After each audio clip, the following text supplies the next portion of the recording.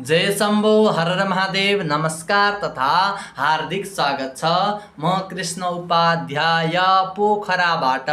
हजुरहरूलाई मेरो भिडियो के कस्तो लाग्ने छ अन्तिमसम्म हेरेर लाइक कमेन्ट शेयर सब्स्क्राइब गर्न नभुल्नुहोला भन्दै आजको विषयको टपिक के छ त भन्दा विवाह सम्बन्धित छ। विवाह गर्दा कुन कुन गणबीज विवाह गर्नुहुन्छ, कुन कुन गणबीज विवाह गर्नु हुँदैन, कुनमा राम्रो हुन्छ कुनमा नराम्रो हुन्छ भन्ने कुराहरू म विस्तृत रूपमा जानकारी दिन आएको छु। हजुरहरूलाई के कस्तो लाग्ने छ अन्तिमसम्म हेरेर साथ दिनुहोला। अब चाहिँ विवाह गर्दा चाहिँ देव र देवगण चाहिँ विवाह गर्दा एकदम राम्रो प्रेम प्रगाढ हुनेछ, सफल हुनेछ। देव भनेको देवता, देवता बीच विवाह गर्दा चाहिँ एकदम राम्रो हुनेछ। अर्को छ मनुष्यगण। मनुष्यगण भनेको के हो भन्दा मान्छे, मनुष्य भनेको मान्छे मनुष्यगण बीच विवाह गर्दा पनि एकदम राम्रो प्रगाढ प्रेम हुनेछ। अर्को छ राक्षसगण विवाह गर्दा पनि एकदम राम्रो हुनेछ।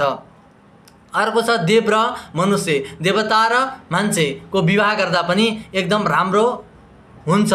तर धेरै राम्रो पनि हुँदैन, धेरै नराम्रो पनि हुँदैन, ठिक्कको लेभलको हुने गर्दछ। अर्को छ देव र राक्षस, देवता र राक्षसको गणबीच चाहिँ विवाह गर्नु हुँदैन। यो गर्दा के हुन्छ त भन्दा कलह झैझगडा हुनेछ र वैवाहिक जीवन राम्रो हुँदैन, बिचैमा छुट्नुपर्ने इत्यादि कुराहरू धेरै हुने गर्दछन्। अर्को छ मनुष्य र राक्षस। यो गर्दा पनि मृत्युतुल्य हुन्छ, कसैको मृत्यु पनि हुनसक्छ। यस्तो देवता र राक्षसगण विवाह गर्दा, देवता र राक्षस भेट भएपछि के हुन्छ त्यस्तै चाहिँ यो गण विवाह गर्दा पनि हुने गर्दछ। यतिसँगै गणहरू सबै सकिएका छन्। हजुरहरूलाई के कस्तो लाग्यो भिडियो प्रतिक्रिया दिन नभुल्नुहोला। र अर्को कुरा के छ भन्दा हाम्रो गण मिलेको छ, अब हामीले विवाह गर्नुहुन्छ भन्ने कुराको भ्रममा हजुरहरू नपर्नुहोला।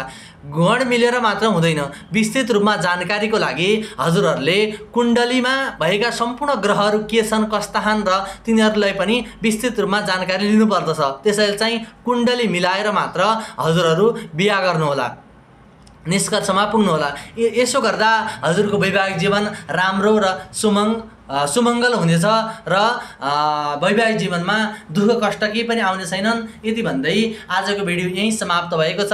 अर्को भिडियोमा भेट्ने बाचा गर्दै आजलाई छुट्टिन्छु। हस्त, धन्यवाद, नमस्कार।